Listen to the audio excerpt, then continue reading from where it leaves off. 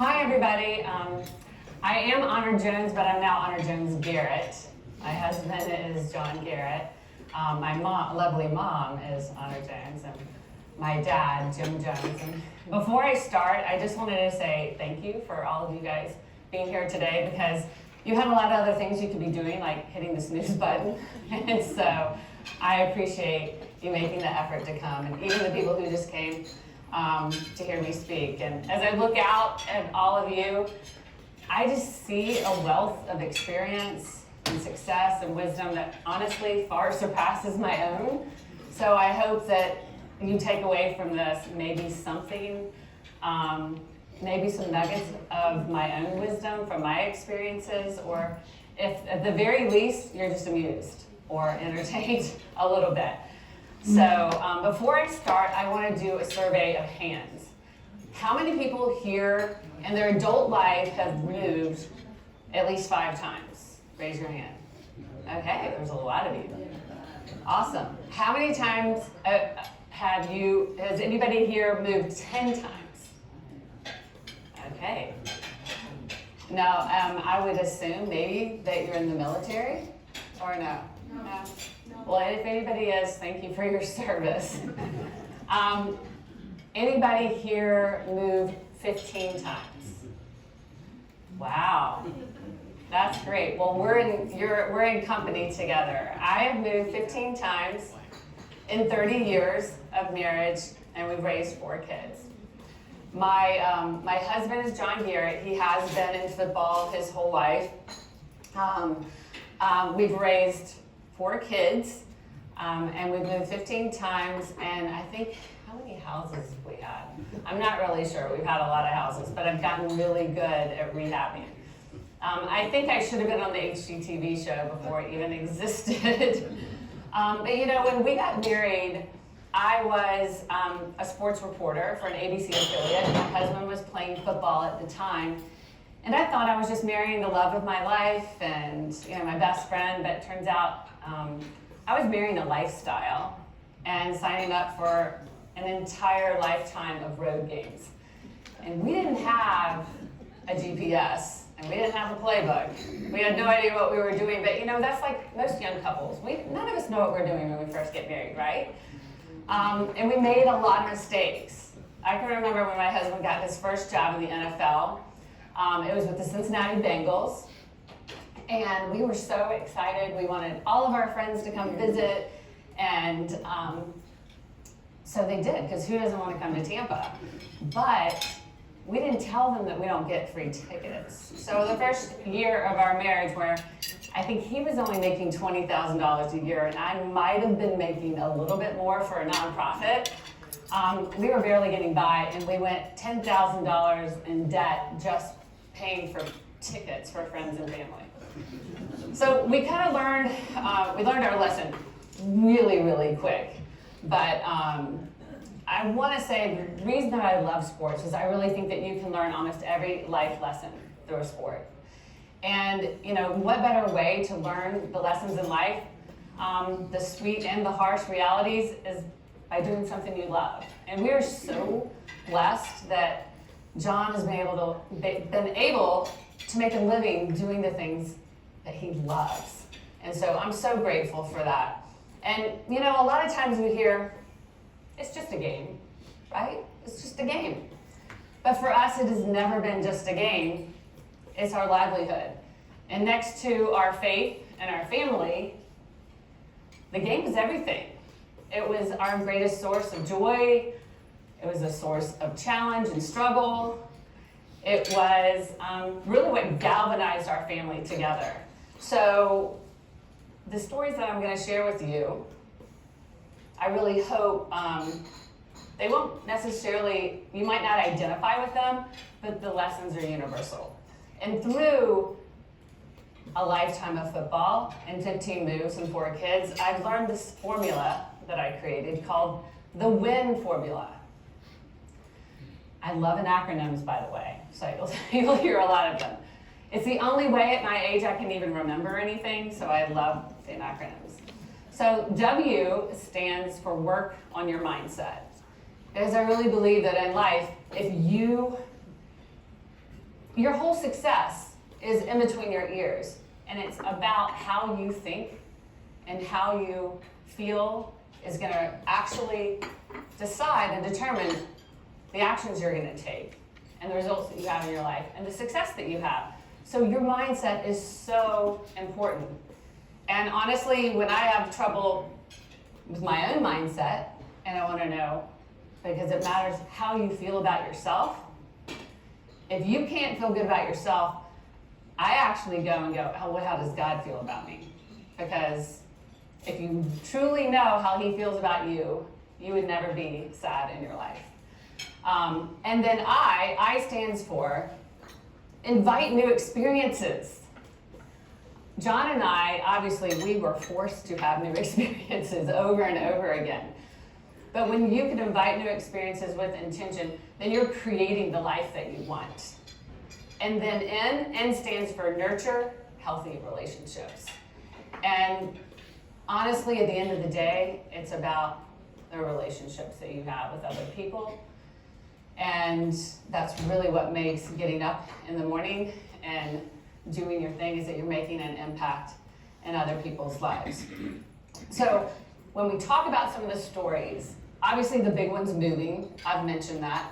But with moving, the lesson I learned is perspective matters. I know so many women in the NFL, wives that are bitter and divorced because they felt like their husband was never home, they never had time for them.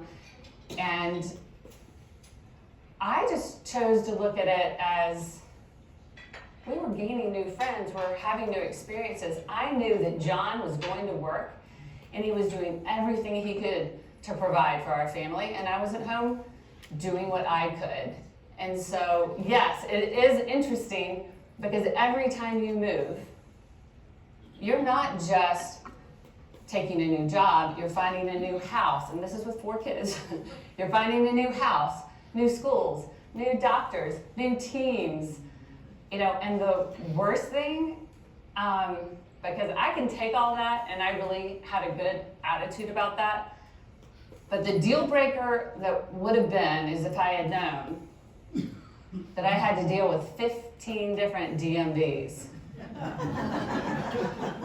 Can you imagine going to 15 DMVs and new licenses and new plates and all? That to me is torture, but we made it through.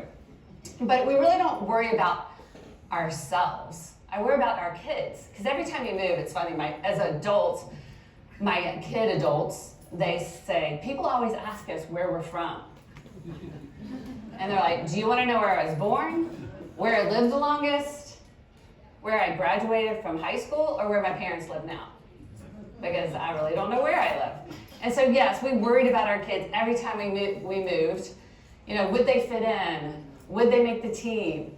And so what we did is we would have this thing called the family huddle. So, and we still do it today, but they're not in the house anymore. But when we knew that John had a new job and he was taking a job and what it was all gonna entail, we would do research and find out all the cool stuff about this town.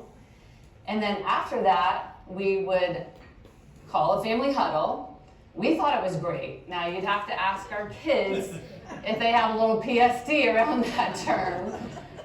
And John would sell the new place like it was, like he was recruiting the best recruit to come to, right, as of now, Duke University. And I mean, we would make it seem like the kids were gonna be going to Disney World. Now, did it work? Well, there were tears. There were still some sad faces. However, because we were excited and we had this energy that was gonna be amazing, our kids mirrored that energy.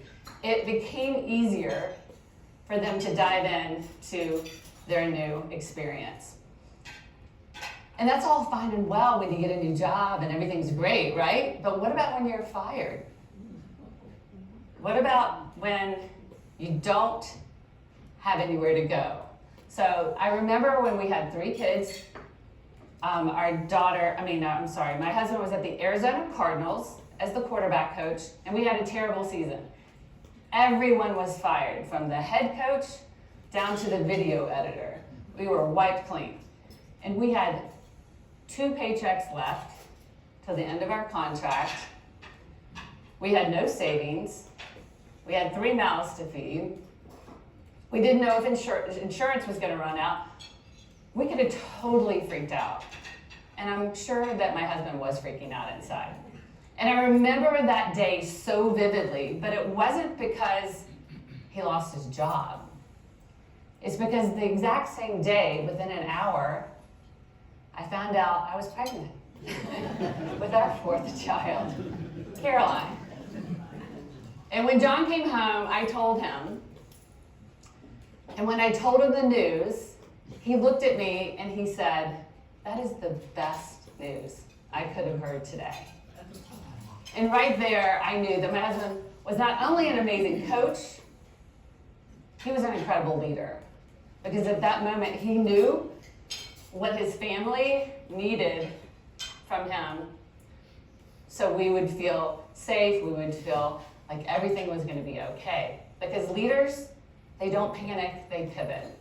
And he really demonstrated that. So it was a really amazing time, even though we had no idea. And FYI, we did get a job within 24 hours. So God is good.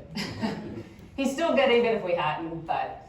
And then I remember these times when we were with the Dallas Cowboys. And at that point, we had 4 children. And just to give you, a heads up. We have a son, John Morgan Garrett, Jr. He is 29 years old, and he lives in Harlem, New York, and he is a 6th grade English teacher. Our oldest daughter, Honor 3, my mom, then me, then her. She is in PR in Nashville. And then our daughter, Olivia, is a 3rd grade teacher in Charleston. And then Caroline just graduated from UNC, and she works in Nashville for a company called Moondance Adventures. She's our child, the adventurous travel child. So we were in Dallas, and John Morgan, our oldest, he was probably in middle school. He comes home and he's just really sad. And we're like, "Hey, buddy, what's up?" And he was like, "Nothing." I was like, "All right, come on, something's up." And he said, "Well, people are saying bad things about Uncle Jason and Dad." Now, Uncle Jason was the head coach of the Dallas Cowboys at the time. My husband was the tight end coach. He said, "Mom, they're saying that Uncle Jason and Dad are terrible coaches and they don't know what they're doing and they should be fired." And it made me realize how important that we need to teach our kids that your self-worth is not defined by what other people say. It's not even defined by what you do. It's about who you are as a person and the impact that you make in life. And so we taught our kids to get out of the goop. And yes, goop is another acronym. It stands for good opinion of other people. We need to stop trying to please everyone, because if you don't get out of the goop, you will never reach your God-given potential, ever, because you're going to be trying to live your life for someone else. So we taught our kids that at a very young age, because imagine you're in middle school, or one of your children are in middle school, and their dad's a doctor or a lawyer or even a plumber.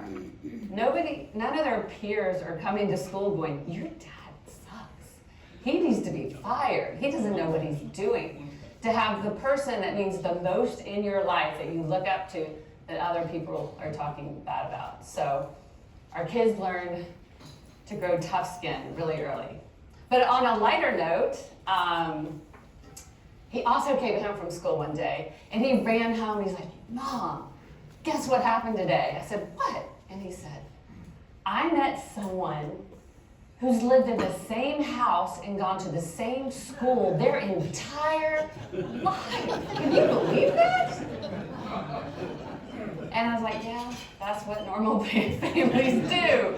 But it's funny because you know, and you embrace what you know, and that's okay. So we were very blessed about that. And one of the most asked questions that people always ask us is what is your favorite place? Where's the best place that you've ever lived? And John and I can honestly say that we've absolutely loved every place that we've lived, because it's about the people you meet, and it's never about the game, and it's not about the gear, even though I do have a lot of gear and I like it. It's not about that. It's always about the people, and we've met incredible people along the way, and where people think, well, gosh, that's so challenging, and we just look at it this way. If you can look at the obstacles and the challenges in your life as an adventure, then your life becomes one. And that's pretty much how we chose to look at things. One last little story I'll tell you, because it's near and dear to my heart, is when you're in the NFL, you can't miss a day. And sometimes those games land on Christmas. And so your husband's not home for Christmas Eve, he's not home for Christmas. And the first time this happened, Caroline was really little, and she looked at Dad and me, and she says, "You can't go play a game on Christmas. Just Dad, you have to read 'Twas the Night Before Christmas." Because that was our tradition. Our tradition was that we go to church on Christmas Eve, we come back and we read the story of the birth of Jesus, and then Dad, with all his vigor and silliness and liveliness, would read 'Twas the Night Before Christmas. And then, of course, we would watch It's a Wonderful Life. We still do that to this day. Even though our kids are grown, we still do that. But we're thinking, oh my gosh, what are we going to do? How are we going to make this right for our kids? And we had to get creative. Now, mind you, this was before FaceTime, so we couldn't just call and he couldn't just read to them. So I found a book that you could record your voice. And we wrapped it up, and Caroline opened it on Christmas Eve, and she was thinking, this is so wrong because Dad's not even here. But when she opened it up, she saw the book, and she pressed the button, and she looked at me and she said, "Dad is here." And it was so amazing to see the expression on her face and how excited that she was. And the lesson I learned right there, because of the business that we're in, is intentionality far trumped proximity at that point. Because you know what? Even you guys, you can't always be with your families when you want to, right? Whether it's logistical location, or whether it's physical issues that you can't get to your family. But just know those little intentional things that you do can make a bigger difference than even just being close. So that actual happening to us is probably a memory we'll have even more than the tradition that we do. And so there's so many other stories, but I know you were on a timeline, so if you have any questions afterwards, we're gonna go through that. Because as my mom mentioned yesterday, she goes, I remember just the fact that you could never just have a birth like a normal birth. You had to schedule it. Because my husband only had a half day on Fridays. So in the NFL, so every one of our children were born on Friday. So we would schedule an induction. John would drop me off at the hospital. He would go to his walkthrough, like the NFL practice walkthrough. And then we'd give him a call and said, okay, come on back when you're off work. And then we'd have our child. So you couldn't have a sick day. And so it's really interesting. But in closing, I mean, it has been such a ride, and we're so grateful. But whether you've moved 15 times or you've never left Greensboro, it isn't about where you live. It's about the impact that you have where you are, that you're growing where you're planted. And honestly, you guys have a little bit of an advantage if you've lived in the same place for a long time, because you could see the impact. You could look back and see how much growth and how you've made this city a better place. Sometimes we wonder, we put our little bit in everywhere we've gone, but that was what we were supposed to do. That was our mission. So I just wanted to encourage everybody today that no matter what's happening in your life, you're not a victim. You are the captain, the CEO of your life. And perfection doesn't exist. Everything that we did in life, it was never perfect. Did we doubt the decisions we made? We still doubt them today. Did we do the right thing? Did we mess them up? Did we, things like that. But I'm glad to say that we are blessed to have 4 grown children that are thriving and doing well. And it's interesting because that did lead to some financial stress in our life, because at one point my husband we moved every year for 6 years. So you can't be in state until you've lived somewhere for a year. So none of our kids could get in-state tuition because we were basically nomads. You know, we didn't have a substantial home that we could consider ourselves in-state. But we told our kids, it mattered to us to tell our kids, listen, if you can get into a good school, go. We will figure it out. Because in our mind, we felt like we would rather be paying Parent Plus college loans till the day we die than be paying for a drug rehab. We really felt like for their mental health, this is a home you're gonna have for 4 years. You're gonna meet amazing people. You're gonna have these contacts for the rest of your life. And it was important for us because we knew that we had dragged them around the country their whole lives. So, but did we doubt some of the decisions we made? Of course, it's human nature. We all doubt. And that's probably why I became a life coach, because I just see the potential in people and I want them to help see that for themselves. And because we doubt ourselves sometimes, it's so important that you have a cheerleader. We all need to find our cheerleaders, our wingman, somebody that's going to be there for you. And thankfully, I have an army. First of all of you here today, thank you for coming. But my mom and dad, my mom and my dad, I wouldn't be here today without them. And my dad literally is exactly. Thank you. I hope so. But and my dad is my unofficial agent, as you can tell. If you haven't been, I don't know if you came here because you wanted to, or he coached you or paid you to come, but I appreciate it. I'll no matter how it happened. And so it's so important to have those people that are supporting you. And I do. And I have my husband and my kids are my biggest fans. And so I really leave you with the fact that if you focus on those 3 things that I talked about, working on your mindset, inviting new experiences, guys, that's how keeps us young and keeps us growing, and nurturing healthy relationships, you're going to win in life. And all of you have already won because you're here. And I really appreciate it. And I do like to leave a challenge for everybody, because I don't like to just talk and then not leave something for somebody to do. And Chip knows that because I always ask him to do stuff. But my challenge for you today is either turn to somebody here, and if you don't want to do it here, when you go back, call a friend, and think about one thing that you've always wanted to do in life, and do it. And just plan it, and have that person that you tell hold you accountable for it.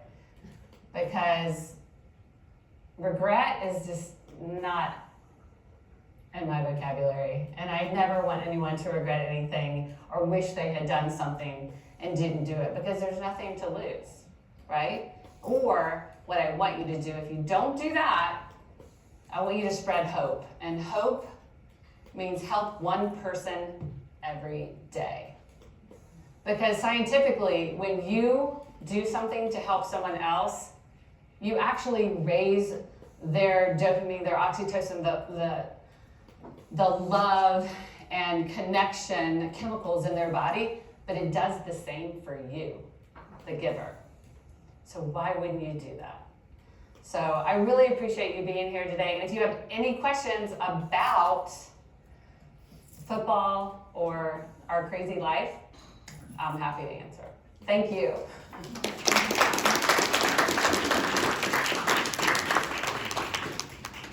Any questions? Yes. So I love the idea that you had this proactive huddle to sell moving to the new locations, and you address that up front, but it had to have been difficult to explain why you were going to Duke. Can you talk about that challenge? That was more of a challenge for me.